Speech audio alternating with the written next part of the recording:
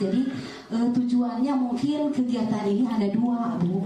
Yang pertama tujuannya untuk saya sebagai tugas saya mungkin ya, belajar menyampaikan di depan umum gitu ya, karena berbagi pemahaman dan pengalaman saya menerapkan budaya positif terhadap siswa-siswi saya di kelas.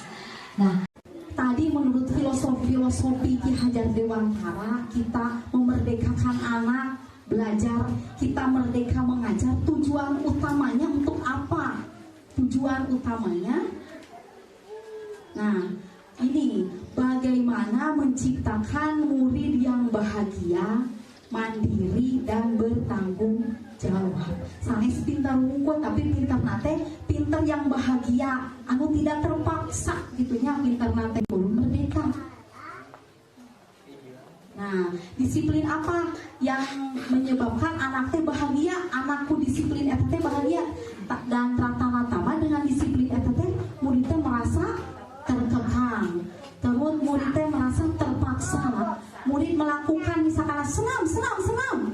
Karena sieun ku guru eta sieun ku senam. Tapi saya sangat banget dengan muridnya Bu Yeta. Itu contoh disiplin positifnya.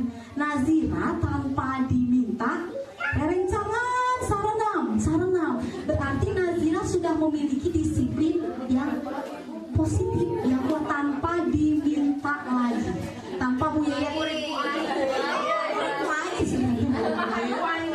Nah, kalau murid kita tadi Bu Ida lerasnya, upami kita menanamkan disiplin dengan hukuman berarti belum merdeka. Gitu. Tetapi ada sisi lain pengganti hukuman namanya konsekuensi. Nah, seperti itu ya.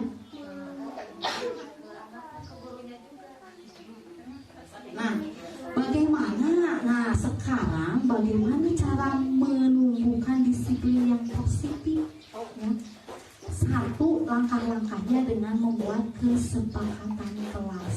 Nah, ini yang akan kita diskusikan, kesepakatan kelas yang seperti apa yang cocok untuk anak-anak kita yang memiliki hambatan intelektual dari murid. Kita tanya, sok ayeuna naon kesepakatan kita mengenai keagamaan.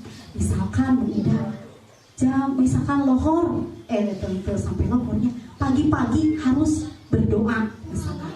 Itu menjadi kesepakatan antara guru dan murid, sehingga nanti kalau misalkan tidak dilakukan ada konsekuensi, harus dibubuhkan di dalam kesepakatan itu. Misalkan di kelas Ali nanya Bu, saling mengingatkan ibadah sholat sesama dan guru, sholat tepat waktu, sholat berjamaah, berdoa sebelum memulai kegiatan, jujur gitu ya.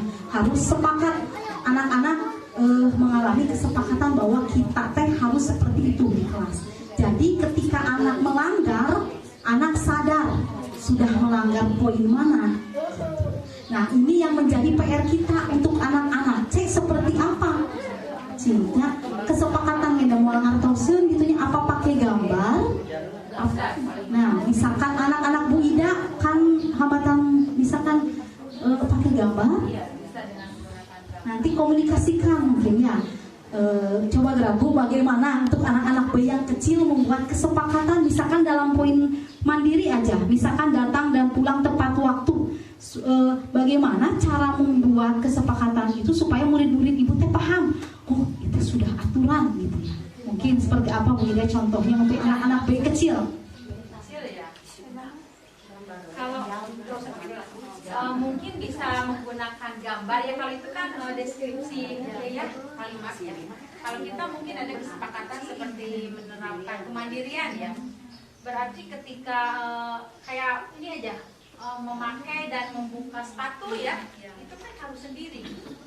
Awal-awal harus menjadi itu kesepakatan berarti ya.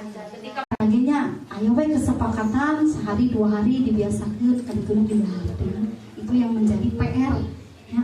Nah, yang terakhir kontrol guru apabila anak melakukan kesalahannya. Nah, upami anak melanggar kesalahan etate, ada caranya menurut Merdeka Mengajar, Merdeka Belajar gitunya. Aya carana cenanya Bu.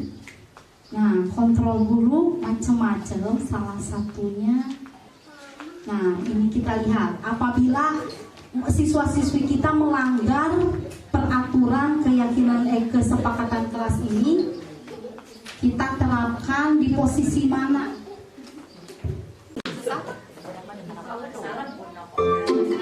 Coba nanti kita termasuk apa, kita guru seperti apa gitu ya.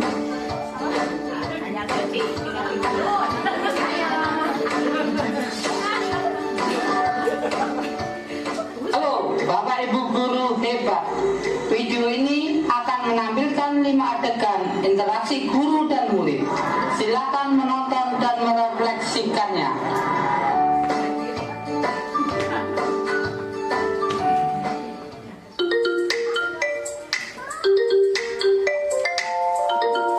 Pagi anak-anak, silakan PR yang kemarin diberikan diletakkan di meja.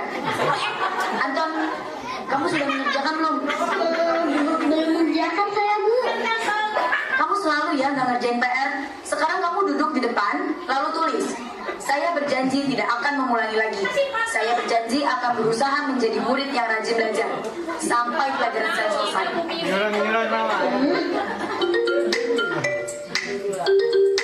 Saya coba deh, Bu. Terima kasih, Bu. Coba menurut Bapak Ibu posisi kontrol mana yang paling ideal? Kelima, Bu. Yang terakhir. Nah, yang terakhir itu posisi apa yang harus dilakukan oleh siswa agar tidak diulang. Namanya dengan restitusi. Ada satu kegiatan namanya kegiatan restitusi. Ada contohnya, Bu. Yang terakhir ini ya, restitusi.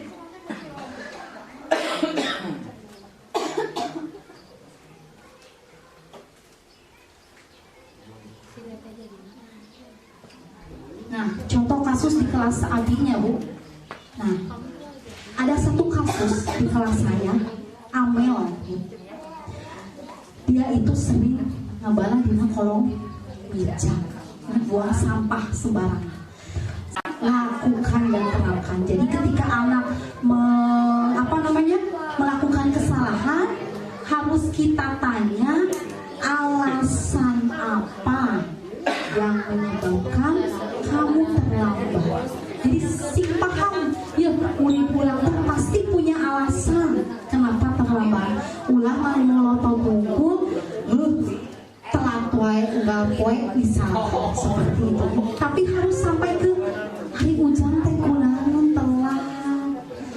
Yang lebih baik harus sampai menawarkan solusi. Sok hayu urang solusina kedah kumaha anu ngartosnya, Bu, supaya henteu telat wae gitu. Guru yang baik harus memahami kenapa siswa kita sampai melakukan tindakan itu dan apa yang harus dilakukan oleh siswa agar tidak diulang. Namanya dengan restitusi. Ada satu kegiatan namanya kegiatan restitusi. Ada contohnya, Bu. Yang terakhir ini ya, restitusi.